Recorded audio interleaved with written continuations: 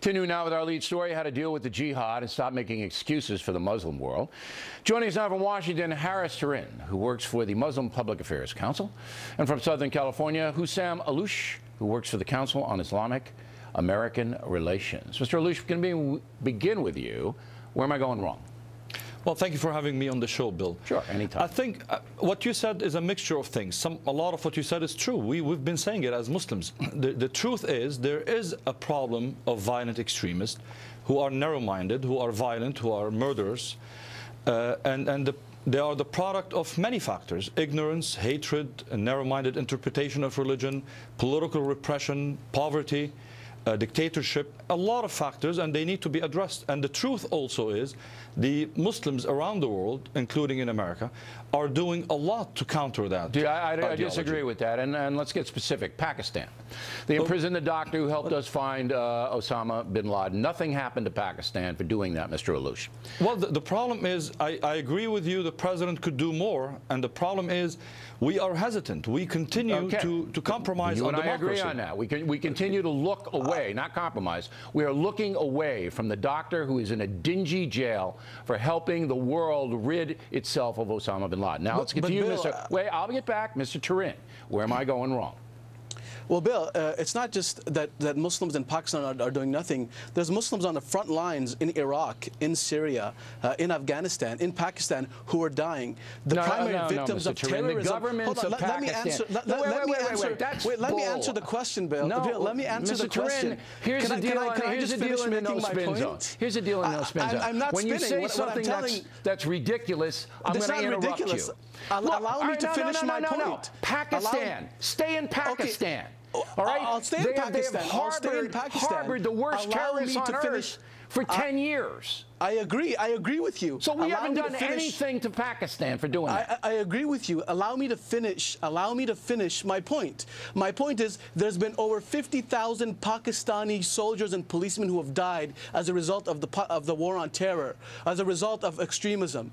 And yes, we should punish those who harbor terrorists and harbor Osama bin Laden. But on the front lines, in Iraq, in Syria, in places like that, Muslims are the primary victims of terrorism. And we have to work together. That makes it even worse that the governments won't move against the jihadists. I'm not saying that there are individual Muslims, but individuals can't solve the problem. Let's get back to you, Mr. Alouche. You have an Iranian situation, all right, where these people are defying the world. They're going to get the nuclear weapon. All right, that's going to change worldwide terrorism all over the place. What are we doing against Iran, Mr. Alouche? What are the other Muslim nations doing about it? Nothing. Well, until we are serious in supporting democracy in that region, we're not going to see change, Bill. What does that mean? You want to invade the country? No, not invade the country. You know, for the last many years, people in that region have struggled against the dictatorships, against the repressive regimes in that area. They've paid with their own blood to fight extremism. Some Syria of them have, but not all of them. If you wanted to have democracy in Iran, the people could rise up and kill the mullahs. They won't. That's what you have to do. That's why America broke away from Great Britain. We fought them. The Iranians won't fight the mullahs. To the credit of the Iranian people, there is something called the Green Revolution. They participated in it. It's not enough of them. There's not enough of them. Well, I'll give you another example, Bill. People in Egypt tried to have a democracy, and what did we do? We supported a coup. We supported a coup against the Muslim Brotherhood who were massacring Christians. We supported a coup against democracy. The first ever democratically elected government in the history of Egypt. You had a Muslim Brotherhood massacring Christians. Unless we are committed to democracy, unless we are seriously committed to democracy, not the democracy that brings our puppets, we are not going to see an end of extremism. Don't you get the Muslim Brotherhood, Mr. Alouche? Do you get them at all? Do you get them? Do you get the Muslim Brotherhood? Do you get them? They murder people. If they play by the democratic rules and if they respect human rights, we will work with them. That's the reality. If the Wizard of Oz can solve all the problems. All right, get back to you, Mr. Turin. I submit to you that this world, all right, is being crippled by Islamic extremists, and the world is too cowardly to unite against them. Would you say that's wrong?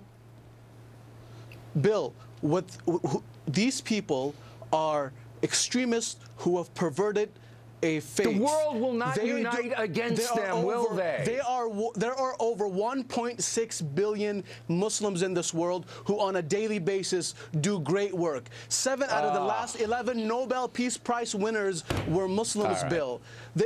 So what we have to do is come together with Muslim countries, with Muslim majority countries, and our society as Americans, here's what we have to do, and push Mr. back against this extremist ideology. If we allow them to divide us, Bill, if we allow them to divide us, they're dividing us if we allow them to. All right, here's what we have to do. We have to boycott Pakistan and make them the example.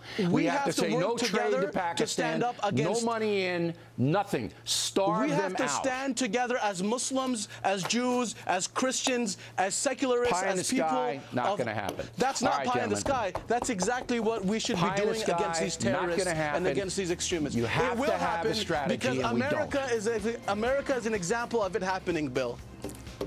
All right, guys.